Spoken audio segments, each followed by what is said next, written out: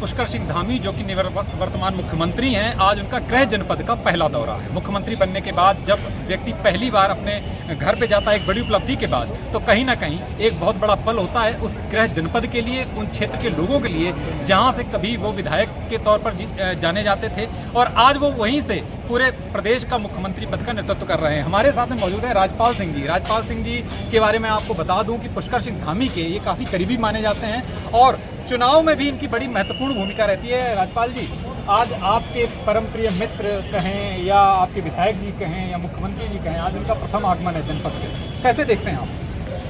मैं तो अपने दिल की गहराई से उनका स्वागत करने के लिए यहाँ पर आया हूँ, क्योंकि मेरे विधायक, मेरे छोटे भाई और मेरे उत्तराखंड के मुख्यमंत्री आज पहली बार मेरे ज़िले में आ रहे हैं, तो मैं दिल की गहराई से उनका स्वागत करने के लिए आया हूँ। बहुत सारी चीज़ें ऐसी होती कि खटीमा से अब वो बाहर निकल चुके हैं। अगर देखा जाए तो अब सिर्फ खटीमा विधानसभा उनके पास नहीं है, अब पूरा उत्तराखंड है। टारगेट करना, समय कम है, काम ज़्यादा है। आप उनकी कार्यशैली से बहुत अच्छी तरह वाकिफ हैं, कैसा रहेगा उनका काम करने का तरीका?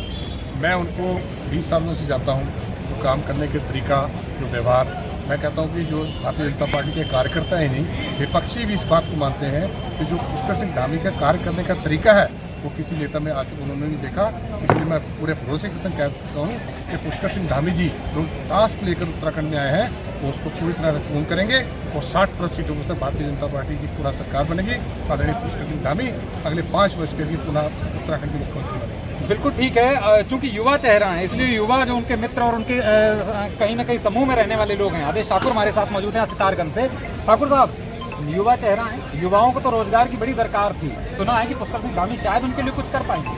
जब धामी जी प्रदेश अध्यक्ष युवा मोर्चा थे, उन्होंने 70% आरक्षण युवाओं के लिए चित्रकूट में अन्य जगह आरक्षण करवाया था और उस पर धामी जी पूर्ण रूप से काम कर रहे हैं। युवाओं में जोश है, उत्साह के साथ काम कर रहे हैं। अब देख रहे हैं पूरे जिले में जहाँ जहाँ धामी जा रहे हैं, हजारों युवा उनके स्वागत के लिए तैयार खड़े हैं, राहों में पल के पावड़े बिछा के खड़े हैं और युवा कंधे से कंधे मिलाकर धामी जी काम करेगा और धामी जी के नेतृत्व में युवाओं का विकास होगा। भरोसा है कि पुष्कर सिंह धामी चूंकि युवा मुख्यमंत्री है, इसलिए युवाओं की जो दरकार है, युवाओं का जो भरोसा है उसे टूटने नहीं देंगे। लेकिन सबसे बड़ा सवाल है, इतना कम समय उनके पास है, उस कम समय में वो युवाओं के इस भरोसे पर कितने खरे उतरेंगे, ये तो आने वाला वक्त बताएगा।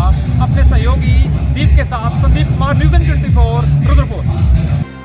अपने क्षेत्र की खबरें देखने के लिए चैनल को सब्सक्राइब करें और नोटिफिकेशन के लिए बेल आइकन दबाना ना भूलें।